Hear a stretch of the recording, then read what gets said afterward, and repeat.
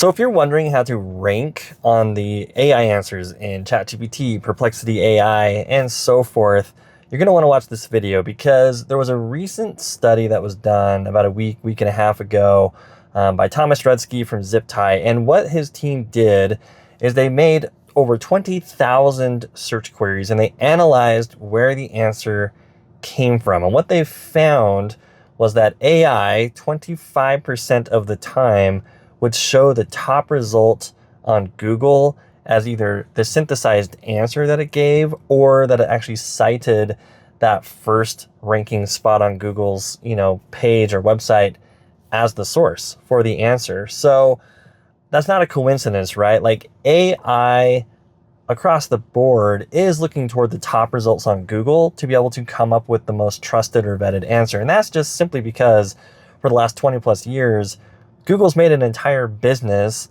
around trying to vet the correct and best information that best answers the question. So it makes sense that AI would leverage all the work that Google does and take a look at what Google is showing as the best answer to use that when it synthesizes its answer to try and answer your question as best as it can. So what that means is, if you ask the question, well, how do you rank on an AI, platform? The simple answer to that question is you need to rank high on Google. That's going to get you in that answer at least 25% of the time as it stands right now, right? Like things are changing really, really fast. So it's not some special sort of keyword. It's not some special sort of schema tag or, other sort of thing that you see all these ads online claiming, like we have AI software that guarantees you're going to get in the AI answer. That's baloney, right? Like what it really comes down to is, having the best answer for the question. And there is some SEO involved with that if you're trying to rank high on Google. And the reward there is if you rank high on Google, you're going to come up in the AI answers. Now, the downside to all of this is that Google is admitting that the top ranked content is being shown in their AI overview. Now, the good thing about that is that if you're ranking high on Google, you're getting shown in these AI answers. The downside to that is these AI answers give people the answer right away. And because of that, traffic across the board is pretty much on a downward trend. Now, if your content or your website comes up in the AI overview, you're getting the impression inside a search console. So there's kind of been this split of, impressions going up and traffic going down. So the downside is you still need to do all the work that Google requires you to do to rank high on their platform to, maybe get in the AI answer as well as showing up on the first page of Google, but you're getting a little bit less now for that same amount of work with traffic. So does this automatically mean that SEO is dead and that you should totally stop doing SEO? No, it doesn't mean that.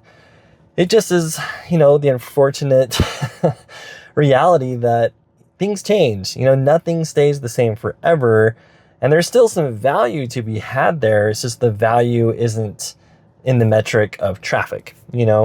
Some of the weight is going to be changing on some of the metrics just by nature of how these platforms are changing things. So impressions are actually going to be weighted much more heavily than some other things like clicks and things like that, which those used to be the king of metrics in the past, because now there's going to be less traffic to go around because the AI is going to eat into some of that traffic because people aren't going to go off platform to take a look anymore because they trust that Google's AI is giving them the answer.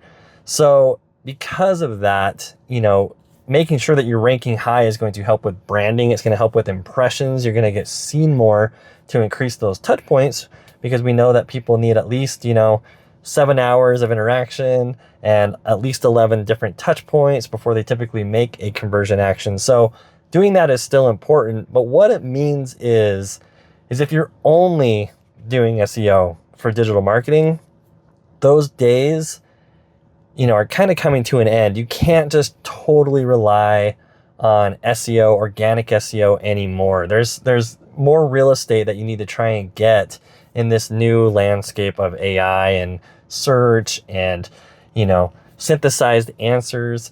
And what I mean by that is, you should be running ads to get some of that real estate. You should be doing some YouTube content marketing to eat up some of that real estate.